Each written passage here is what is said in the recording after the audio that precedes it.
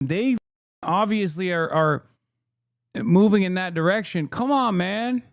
So every goddamn Knesset grant-funded Israeli espionage agency that masquerades as a Jewish advocacy organization has been so far lodged up my asshole for the past 2 goddamn years.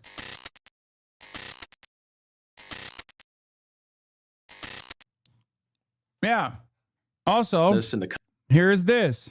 Kevin Roberts, Texas, the president of the Heritage Foundation and Heritage Action, has announced that the organization is standing by Tucker Carlson in the aftermath of Tucker's interview with neo-Nazi Nick Fuentes. This isn't Kevin bending his knee to Trump. This is something new. In his statement, Kevin condemns what he calls a venomous coalition that is sowing division by attacking Tucker. That venomous coalition includes MAGA Republicans as well as Jewish conservative commentators, activists, and donors. Kevin also frames Nick Fuentes' rhetoric as worthy of debate rather than something to be condemned outright. A shift like this would have been unthinkable for him. The Heritage Foundation is the vehicle that moves reactionary sentiment in this country. Make no mistake. No, this is not a let them fight moment. This is a consolidation moment. They are saying, instead of trying to stop the anti-Semitic forces, we are going to normalize them. Instead of trying to stop anti-Semitism, like open anti-Semitism, we're not even speculating at this point. This is not like, oh, are you anti-Israel? You must be anti-Semitic. Like, we're talking straight up Holocaust denial. Okay, the one fucking thing that people post World War II had immediate disgust for, right? And was able to be held up as the one thing that you can't really get away with saying and doing for like 75 years. And Israel bricked it in 2. Remember, the Heritage Foundation also wrote Project Esther, which makes this a lot funnier because Project Esther is like opening up the floodgates under Project 2025. They wrote Project Esther, which is their project to basically destroy the First Amendment by opening the door by tackling anti-Semitism. I fear if you see this, you will never let it down, but I can't keep this from you. In short, the Turk is a gentleman and freedom exists only in Turkey. Karl Marx. Yeah, look at this. Coming days. But today I want to be clear about one thing. Christians can critique the state of Israel without being anti-Semitic. Notice how he says Christians can critique the state of Israel without being anti-Semitic? Something to consider. Christians can criticize the state of Israel without coming across as anti-Semitic. Muslims, on the other hand, well, you know how those muzzies are. You feel me? Semitic. And of course, anti-Semitism should be condemned. My loyalty as a Christian and as an American is to Christ first and to America always. When it serves the interests of the United States to cooperate with Israel and other allies, we should do so with partnerships on security, intelligence, and technology. But when it doesn't, conservatives should feel no obligation to reflexively support any foreign government, no matter how loud the pressure. That's crazy. I still think it's lip service, but I cannot believe that one of the most important figures in right-wing politics, perhaps around the globe, because he's one of the most important figures in right-wing politics in America, and therefore America being the leader of all of the Western nations, means that like the Heritage Foundation is now taking a position where, one, Christians can shit on Jews and Israel, and that America shouldn't abide by this pro-Israel sentiment. Now, do I think that is going to hold, or do I think it's a lip service to bring the Groypers on board with the movement? I think it's the latter rather than the former. Okay? Make no mistake. I don't think that this Republican allegiance with Israel is shakeable like this. But I still think it's lip service, but that can all change. Who's this guy? Oh, just the president of the Heritage Foundation. Just a guy. The president of the Heritage Foundation. The guys that wrote Project 2025. The guys that have been responsible for every key Republican issue that they have advanced, every Republican cause that they've advanced for 5 decades almost. Partnerships on security, intelligence, and technology. But when it doesn't, conservatives should feel no obligation to reflexively support any foreign government, no matter how loud the pressure becomes from the globalist class or from their mouthpieces in Washington. The Heritage Foundation didn't become the intellectual Yeah, this is a really good take as well. Since Kirk's assassination suspect ended up being a cipher instead of a groiper, Fuentes was given the opportunity to engage in a normalization tour. All he has to do is play up his charm, and the shock tactics he used to gain notoriety are forgiven. A very Trumpian rise. Yeah. All he has to do is go back on like his isolationist perspective, which was bullshit to begin with, and maybe dial the anti-Semitism to like a more reasonable degree.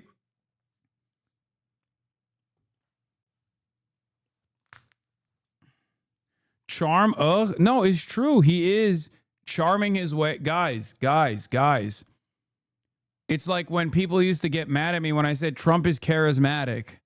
Trump is objectively charismatic to the people that tune into that frequency. Yes, Nick Fuentes is a solid orator. And unlike a lot on the right, he has the capacity to crack jokes. He can be funny. That's the reason why there's so many dumb leftists who will sometimes post Nick Fuentes tweets and shit and be like, I have to hand it to him. He's really funny. A lot of Gen Z leftists unironically post Nick Fuentes shit. Well, first they post it ironically, and I fear sometimes unironically. Many such cases, many examples of this. They do not understand that this is a very dangerous. There's a very dangerous, treacherous waters that they're swimming in. Anyway, point is, people don't see him as a pathetic, racist loser who is constantly trying to make up for his own personal moral failures and his own personal failures in his real life with this grand mythologized version of the Aryan race or white people. They don't see him as the, gay Mexican who is now the leader of the white nationalist neo-Nazi movement in this country, who picks his nose on camera until it bleeds and goes on dates with cat boys and all this other shit. In any case, he will, in an effort to normalize himself and win favor with the institutional right, he will retool his commentary. And we shall see. I'm willing to bet he even dropped the anti-Semitism. He's always been the guy who shits on Trump from the right. Gay Hispanic? I say gay Mexican because he said he's Mexican to a cop. When a cop came to his house and was like, yo, what the they say? Are you a white supremacist? They say you're a white supremacist. I saw the body camera footage. He's like, oh, I'm not a white supremacist, officer. I'm Mexican. My last name is Fuentes. It's on video. Yeah. All he needs to do is say, Jews are a parasitic force, but honestly, they've done profound things for the arts and culture in America. That much is undeniable. Muslims, on the other hand, are the true scourge that is going to dominate and destroy the Western nation. And then all of the pro-Israel people that were pissed off about him, that want him to get debanked and shit, will then turn around and be like, this is our guy. Never mind. Backbone of the conservative movement by canceling our own people or policing the consciences of Christians. And we won't start doing that now. We don't take direction from comments on X, though we are grateful for the robust free speech debate. We also don't take direction from members or donors, though we are inherently grateful for their support. And we're adding more every day. This is the robust debate we invite with our colleagues, our movement friends, our members, and the American public. We will always defend truth. We will always defend America, and we will always defend our friends against the slander of bad actors who serve someone else's agenda. That includes Tucker Carlson, who remains, and as I have said before, is a friend of the Heritage Foundation. The venomous coalition attacking him are sowing division. Their attempt to cancel him will fail. Most importantly, the American people expect us to be focused.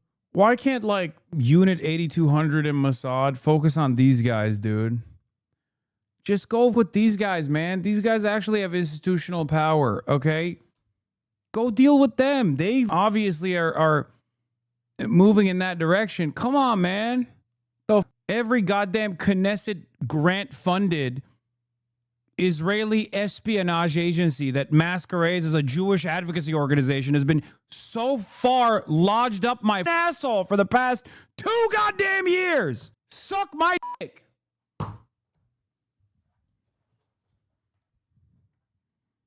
Shit. Look, there you go. Why don't the cops go after the cops? No, the difference is this. Listen to me. Are a big donor to either party who is Jewish and care about Israel, but you're an American Jew and your family lives here, and you do actually, to a certain degree, worry about anti-Semitism. Okay? Who do you think is a bigger threat? The guy who isn't an anti-Semite but is anti-Israel, or the guy who, for the time being, is seemingly pro-Israel but definitely anti-Semitic? Like, this is what I'm trying to explain. Yeah, if you care more about Israel than you do about living on U.S. soil as a Jew, then yeah, you're going to say, I'm the fucking villain here. I'm the much greater threat. But if you actually want to keep living on U.S. soil freely as a Jewish person, and at some point you're going to have to worry about anti-Semitism. And it's not the fucking anti-Zionists that are doing the anti-Semitism.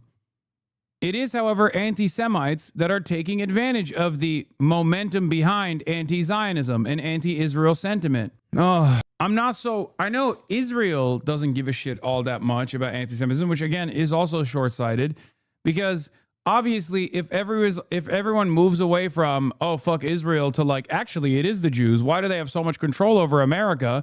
Then do you think that it's going to remain the same way? Like, do you think that don't you think it's going to be much harder? It's certainly going to be much harder for America to continue its relationship with Israel. There is no winning. Obama tried to do a nuclear deal with Iran, and Israel responded by attacking him and largely rejecting the Democratic Party, believing that aligning solely with the Republicans was good enough because at least they never criticized the occupation or apartheid. Yet, as many people warned at the time, the Jewish state aligning itself with a coalition that included white nationalists might not be a stable long-term strategy. But Israel preferred trying that to ending the occupation, so here we are. I guess it's just like, we'll see. Only time will tell. I mean, if these guys are genuinely anti-Semitic instead of like utilizing the populist wave of anti-Semitism to their advantage, but they're still very much pro-Israel, only time will show. My opinion on this is I suspect that whichever way it comes, anti-Zionism seemingly is an inevitability. It can either come in a not anti-Semitic fashion as a progressive movement, or in the more likely scenario, it will come as an anti-Semitic movement by the right. Because, like, what do you think happens? What do you think happens after all of this normalization of anti-Semitic sentiment, Holocaust denial, and the like? What do you think? Where do you think that goes? When more and more people are just like, yeah, fuck Jews, actually. What do you think is going to happen? They're going to be like, okay, why the fuck are we giving Israel so much money? Why would that be more likely? Because it's infinitely easier to fucking lean into bigotry and teach an American that Israel is bad because Jews than it is to teach an American that Israel is bad because of anti-imperialism and describe to them that like America itself is also involved in Israel's affairs pretty dramatically. Do you not understand? Also, the far right can get away with doing whatever the fuck they want. It's obvious. Americans are far easier to manipulate on the boundaries of bigotry than they are to be educated on the boundaries of materialist analysis. That's it. Focusing on our political adversaries on the left, not attacking our friends on the right. I disagree with, and even abhor, things that Nick Fuentes says. But canceling him is not the answer either. When we disagree with a person's thoughts and opinions, we challenge those ideas in debate. This is a watershed moment for conservative Jews and the American pro-Israel movement in general, where it's like, do you stay steadfast in your unlimited allegiance to the Republicans because of their seemingly unconditional loyalty and support to the ethno-state of Israel, even if they just straight up are defending Holocaust-denying Nazis? Fucking awesome. What a crazy time to be alive. He said, don't cancel the Nazi, the Holocaust-denying Nazi. Come on now. And we have seen success in this approach as we continue to dismantle the vile ideas of the left. As my friend Vice President Vance said last night, What I am not okay with is any country coming before the interest of American citizens, and it is important for all of us, assuming we are American citizens, to put the interest of our own country first. That's where our allegiance lies, and that's where it will stay. Woo!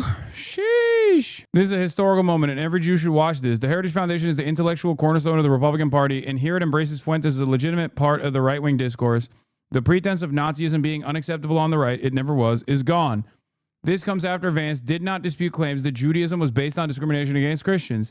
Yes, the American vice president and premier think tank of the right legitimized open anti-Semitism within 24 hours. How did this happen? Many on the right gave a pass to anti-Semitism as long as the GOP supported Israel.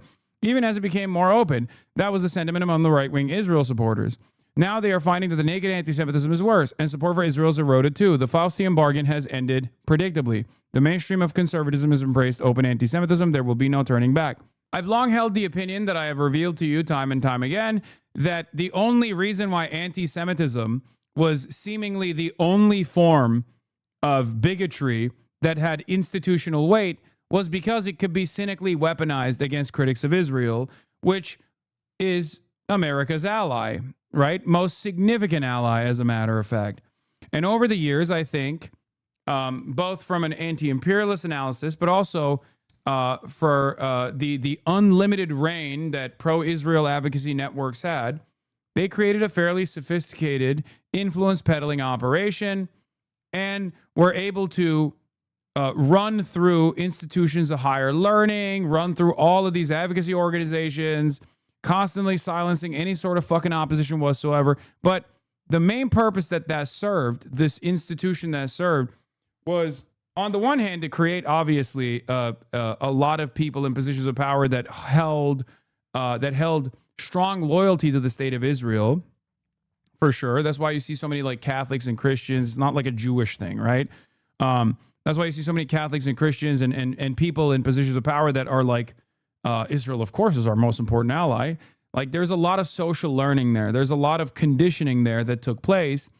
And now that's seemingly changing.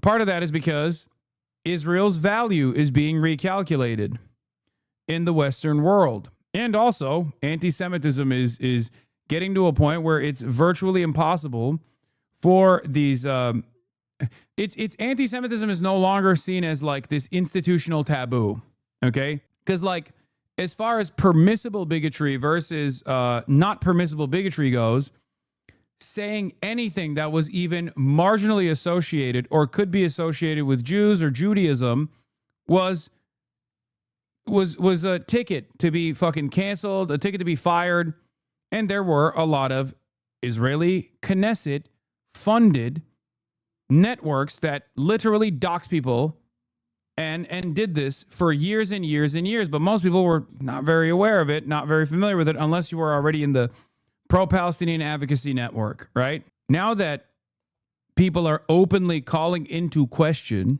whether or not this level of unlimited loyalty, seemingly, in the eyes of the broader American public, is actually good for America at all. Now the whole anti-Semitism as an institutional or cultural taboo is going away. It's outliving its usefulness. I just want to know what Ben Shapiro thinks. Just a year ago, Heritage helped crack down on pro-Palestinian protests for Israel's sake. Now they defend Tucker, who recently interviewed Nick Fuentes, and reject any special relationship with Israel, makes reference to the globalist class. More bad news for the lobby. A bit naive, I think. They're setting the groundwork for realigning Israel first to be more insidious and subtle. To be easier to sell as America first. You said you wanted America first. Getting a base in southern Syria on Mount Hebron is super America first. This is it, pal. I also think this could be the case. I've seen some Trump people try to do that, but I don't think that's what this is. I think Heritage is trying to keep its coalition together despite this fracture, but not specifically in a pro-Israel way. Republicans, unlike the Democrats, have historically been, especially in post, much more responsive to their base. Okay, they have to be. And they will invent new ways for their base to be agitated if there isn't one with the culture war shit. And of course, because of that, they've gone further and further to the right. I think it's very unstable and very stupid to assume that the appetite of the base wasn't going to inevitably tackle the sacred cow that is anti-Semitism, the untouchable form of bigotry, identity politics that is anti-Semitism, often cynically weaponized against critics of Israel. That's it. I've warned about this quite a bit. I said it for the past 2 years. And people would say, "Oh, you're being Jewish exceptionalist." No, it's like I don't think any bigotry is good. Okay? It wasn't me being Jewish exceptionalist or anything like that. It was just me saying, like, this is untenable, this is unsustainable, and the dam will inevitably break. And it won't break in the direction of dedicated, committed anti-Zionism that is anti-fascist in origin, but it will actually be a fascist style of anti-Israel sentiment that is born out of anti-Semitism. This is a Christian nation after all. Good luck to all involved, I say. In a way, though, I don't think those are contradictory. Pro-Palestine protests were from the left, so cracking down on them is good. The anti-Israel sentiment of Tucker and Fuentes is just isolationism and anti-Semitism, nothing to do with Muslims' humanity, so that's more tolerable. I think this is a funny carve-out that they did for Marjorie Taylor Greene. Remember when they were trying to federalize the IHRA definition of anti-Semitism, which would render all anti-Zionist sentiment to be illegal? There's a clip of how they would wish for your commentary after all the anti-Semites take over. Yeah, I've said it a million times. Yeah, there will come a day, just like this was in my Oxford speech as well, where I warned that as an American Muslim, I cannot believe that those who defend Israel, Jews specifically who defend Israel, are basically running around the Western world right now, oblivious to the reality to people who are uninitiated. They look like a Muslim guy defending ISIS. And in some instances, it's even more directly involved with the domestic affairs of Western nations, because like no one can blame, with the exception of Obama, someone being like a secret Muslim or an advocacy network that was pro-Islam or pro-ISIS in general, that had as much institutional power as the Israel lobby does in both the United States of America, the UK, and many other Western nations. Oh, what about the IHRA definition? Yeah, it reminds me of the funny carve-out that they gave to Marjorie Taylor Greene in the IHRA definition, where they were like, criticizing Israel is unacceptable and it's anti-Semitism. And these are the different forms of anti-Semitism, except you can say Jews are Christ killers. The Marjorie Taylor Greene carve-out was you can say that Jews are Christ killers because, you know, that's Christianity demands that you say that. I remember you saying the Judeo part of Judeo-Christian will go away. Yes. The whole Judeo-Christian values, we're a nation founded on Judeo-Christian values thing, is such a new fucking added on thing to the back end. No, this was a Christian nation founded on Christian values until not that fucking long ago, you know? But people got far too comfortable. I think it's here somewhere where he's like, where is it? Where he says like, I'm not a white supremacist, I'm a Mexican. Oh, I think right here. They're targeting your house. Yes, I've been About harassed social for the past media. 4 days. Okay, and what is that about? I posted a joke on the internet. I'm a live streamer. You're like a YouTube channel or something? Yeah. It's saying you're Yeah, the joke was your body, my choice, by the way. He was like celebrating that women will be dominated under the Trump. Supremacist? I'm not a white supremacist. I'm Mexican. My last name's Fuentes. I know, I kind I'm a white of, supremacist. I saw you're a white supremacist? I'm not a white supremacist. I'm Mexican. My last name's Fuentes. I know, I kind I'm a white of, supremacist. I saw that. Okay, but Yeah. I'm not a white supremacist, I'm Mexican, he said. Mind you, in this clip, he complains about threats of rapes days after saying rape wasn't real. Yeah, of course. Isn't that Islam? What is Islam? Yorick player? What do you mean? It's already difficult enough to try to have a conversation, a normal conversation with the average American about how, no, Israel doesn't control American politics.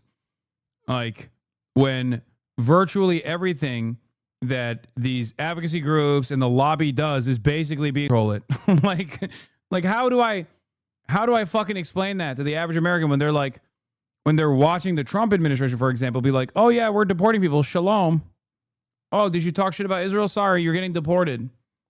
The fuck? How do you explain that to the average person who's like, I thought we didn't fuck with this woke culture shit? I thought we didn't fuck with any of this woke stuff, except for when it comes to Jews, I guess.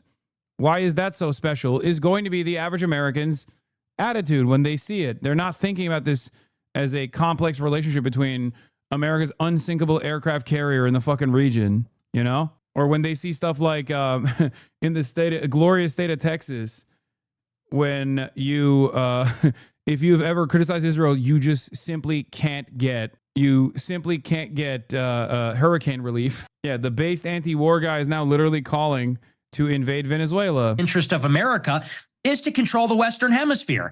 And the reason for that is very simple. We are not threatened by Europe. We're not threatened by Asia. A big reason for that is because we have the Pacific and Atlantic Ocean separating us. So, any kind of invasion from a great power over there doesn't have a direct threat against the homeland because we would see it coming. They'd have this logistical challenge of crossing the ocean. That changed a little bit with nuclear weapons and missiles, but that still is generally true. And so what that means then is that in order for America to keep the homeland safe, what we have to worry about most acutely and imminently is the Western Hemisphere. Maybe Iran is not a threat because they're literally on the other side of the world, but Venezuela is close to home. Cuba is close to home. And the perfect example is the Cuban Missile Crisis. This is your vital American strategic interest. This is, people say, isn't the purpose of the military to protect America? This is protecting America. These are the Americas. These are strategic interests. And by the way, Isolationists, by the way. We must focus on removing the Mexicans from the interior. That was his isolationism, which was we must rid the nation state of the undeserving Mexicans, except for him, And now he's like, no, actually, we should be going to war with Cuba and Venezuela. What's more, this has been U.S. policy for 200 years. It goes back to the Monroe Doctrine. And, people like to say we shouldn't meddle in their affairs. We've been doing that since the Spanish-American War. We've been doing that since, there were these banana republics. Like, we've always been operating in that way. And that's for a very good reason. I think that's a realist point of view. But to be a finer point, the Monroe Doctrine is we don't meddle. You meddle, we come in. Is Alex Jones starting to beat Ozempic? Yeah, I do see it. Latino, by the way. Yeah, true. Fantastic stuff. Why aren't they deporting him then? The question is about Joe. Because he's white enough, bro, and he's an important figure in the right-wing movement. Here's Ben Lorber. One last point on the Kevin Roberts thing. 3 years ago, Kevin Roberts flanked Yoram Hazony at NatCon, and it looked like a durable, lasting America First consensus would include the pro-Israel status quo more or less unchanged. Not anymore. Nick Fuentes just shattered it. Last year, I went to NatCon and expected, perhaps naively, to find a big fight over Israel brewing on the conference floor. It wasn't quite there yet. I was 1 year too early. The Israel split on the right just widened into a chasm. Strap yourselves in. I don't think a lot of institutional donors of the Republican Party, like Miriam Adelson and shit, are going to take this lightly. Chasm, sorry, not chasm. I don't think so. I don't know. But Israel is also a very, I don't know. Israel does have a very mischievous way of dealing with American politics, even though it's very blunt usually. So who knows? Maybe they are also saying, you guys can be anti-Semitic as long as you're just more Islamophobic or something. Who knows? What you've been saying, I can't even take credit for predicting this, is worse than it's worse than I ever predicted. I don't know what exactly you abhor about my views, but we can all agree that free speech, Christ, and America First should be the pillars of our movement. Thank you for your courage in standing up for open discourse and defending Tucker against Israel First woke right. The right has no immune system against hate mongers and grifters. Few people in MAGA circles are willing to stand up to them, and the audiences likely wouldn't support them if they did. Right-wing writer Richard Hanania, who knows plenty about this world, summed it up on X, writing that the contemporary right-wing media has no interest in arguments, leaving only charisma and appeals to identity. You wanted a culture where nobody was ever canceled, where the only sin is a lack of baseness or being a cuck, where if the media was opposed to someone, that's all you needed to know, and you would defend them, Hanania tweeted. You got it. Richard Hanania is literally a white supremacist, by the way. Like, he is a Palestinian who was, I don't know if he still is, very pro-Israel, and also was a straight up white supremacist. I don't know if he still is, but he has made this weird, like, liberal pivot, and I'm kind of confused by all of it. Still very much a freak, Asian fetishist. I don't know. He is just like a bizarre dude, but the abundists have brought him into the fucking fold. Yeah. What is this? Thinking about the red pill? Fuck both of you. Why did you send this to me? The term is abundance cucks. Get the name right, man. No, I like calling them abundists. I saw libs on social media suggesting him during the Joe Rogan on the Left discourse. Oh my God. How has he been more liberal recently? I mean, he takes pot shots at the right quite frequently, hangs out with mostly liberal commentariat people, and has spent most of his time shitting on the far right and right wing people from like an annoying elitist liberal kind of way. Dog, why are evil Palestinians next level? Him and Bukele? That's actually a very interesting take. You're right. I forget all the time that Nayib Bukele is also of Palestinian descent. Not the finest moment for a very fine people. People are saying DJ Khaled, but at least DJ Khaled is not like outwardly antagonistic towards Palestinians. He's just too much of a pussy to say something. Scoop, a classified U.S. report has found Israeli military units committed many hundreds of potential violations, human rights violations of Gaza that will take multiple years to review. The findings mark the first time the U.S. government has acknowledged the scale of Israeli actions in Gaza that fall under the purview of Leahy laws, which bar funding to units credibly accused of such abuses. U.S. officials said the watchdog findings raised doubts about the prospects for accountability for Israel's actions, given the large backlog of incidents and the nature of the review process, which is deferential to the Israeli Defense Forces. This is a classified U.S. report that finds backlogs of, wow, shocking, hundreds of possible Israeli human rights violations. The State Department's Office of the Inspector General declined to comment for this article, but has acknowledged that the report's existence on its website. This report contains information that is classified and is not available for public viewing, the webpage says. High-profile incidents in Gaza pending a determination are numerous, including the killing of 7 World Central Kitchen workers in Israel in April 2024, and the killing of more than 100 Palestinians and wounding of 750 others gathered around 8 trucks near Gaza City in February 2024. The report explains the protocol for reviewing human rights violations by foreign militaries that receive U.S. funding. In the case of Israel, it describes how a bespoke bureaucratic process advantages Israel over other countries facing similar allegations. What? No way, dude. Classified U.S. report finds backlog of hundreds of possible Israeli human rights violations.